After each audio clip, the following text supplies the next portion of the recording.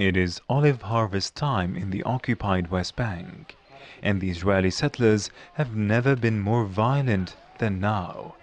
Human rights groups have reported at least 10 settler attacks against Palestinian farmers throughout the West Bank during the week. Most of the incidents took place in northern villages close to Nablus, Qalqilia and Selfi towns.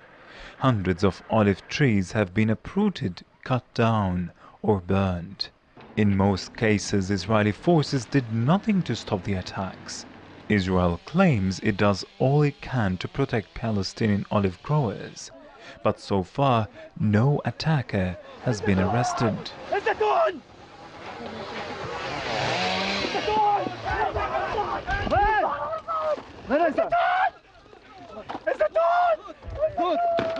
Apparently, it is noticeable that is the worst year where the settlers systematically have daily attacks on the Palestinian farmers everywhere, all over the West Bank.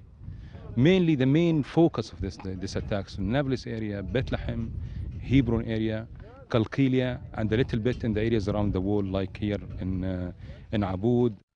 Aboud is a village located near Ramallah.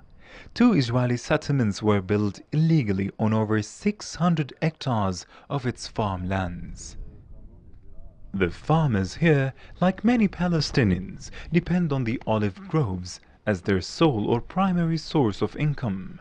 Some of these orchards have been passed down from father to son for several generations. Most of Ibrahim's olive trees were uprooted by Israeli settlers to make way for expanding off-farm settlement. The Israelis confiscated 8 hectares of my farmland. In 2003, Israeli bulldozers also uprooted 305 of my olive trees. International activists from the Stop the War campaign joined the farmers of Aboud in the olive picking in a bid to rescue the remaining harvest.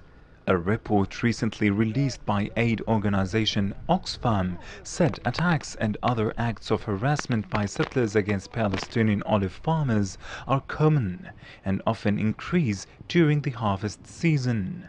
It also said that about 45% of farmland in the West Bank and Gaza is given over to olive cultivation, with approximately 10 million trees. Despite their feelings of fear and anxiety, the residents of Aboud have repeatedly rejected any Israeli attempt to force them to apply for permits to access their own land. This village, as analysts say, can be viewed as a microcosm of the West Bank. Sari Al-Khalili, Press TV, Aboud.